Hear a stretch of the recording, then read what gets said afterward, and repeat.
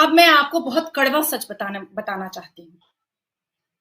मदरसे के अंदर आप जाना चाहिएगा, आपको एंटर नहीं करने दिया जाएगा। नेशनल न्यूज जाना चाहेगा, उसको एंटर नहीं करने दिया जाता है। स्टेट न्यूज जाना चाहेगा, उसको एंटर नहीं करने दिया जाता है।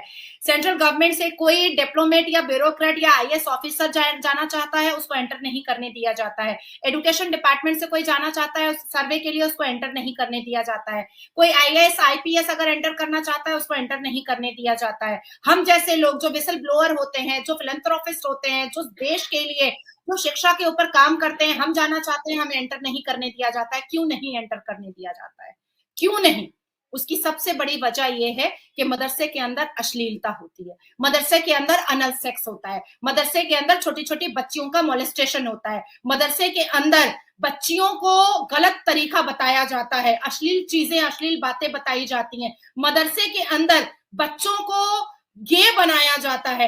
मदरसे के अंदर लाठी सिर्फ इसलिए नहीं और छड़ी सिर्फ इसलिए नहीं मारी जाती है क्योंकि उसने कुरान की सूरतें नहीं याद की हैं। छड़ी इसलिए भी मारी जाती है क्योंकि वो हाफिज जी को खुश नहीं कर रहा होता है।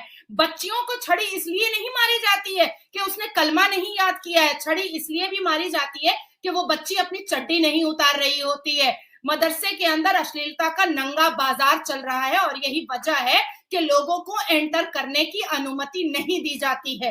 अब मैं पूछना चाहती हूं आपके दर्शकों से, कैसा लोकतंत्र चाहिए?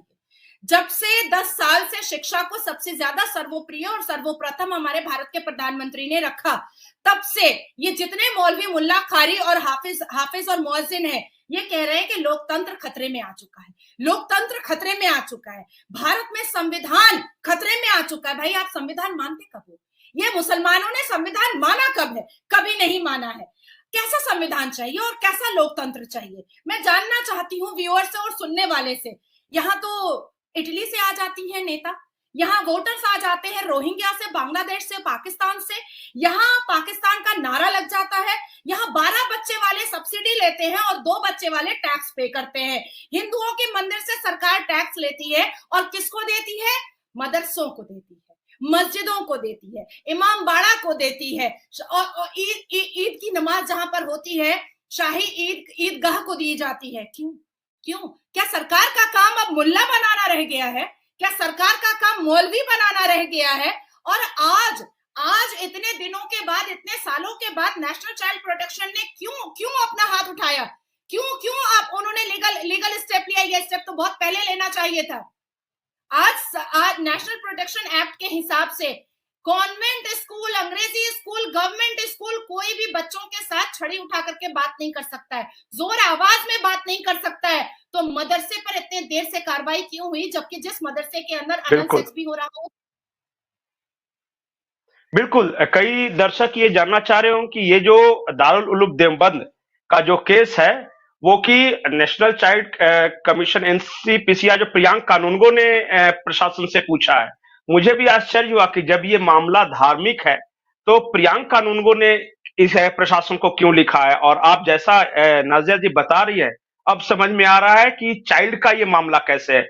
नाजिया जी, आप हमेशा की तरह इतनी बेबाक तरीके से आपने अपनी राय रखी और मुझे उम्मीद है कि दर्शकों की आंखें कुछ खुली होंगी। गजवाए हिंद एक हकीकत है जो कि एक तरफ से चल रहा है और दूसरी तरफ के लोग आंखें बंद करके ये सोच के बैठे हैं कि अगर हम अपनी आंखें नहीं खोलेंगे तो हम सारी दुनिया अच्छी ही रहेगी। आप यकीन माने कि गजवाए हिंद सिर्फ बाहर से नहीं, गजवाए हिंद अंदर से भी जारी है। टारगेट रखा है 2047 तक। जिस तरह हालात हैं, जो रवैया है कुछ लोगों का, मुझे तो डर इस बात का है कि उससे पहले न पूरा हो जाए। तमाम दर्शक जो जुड़े, नाजिया जी आपका बहुत बहुत शुक्रिया। नमस्कार। वंदे मातरम। जय जय श्री राम।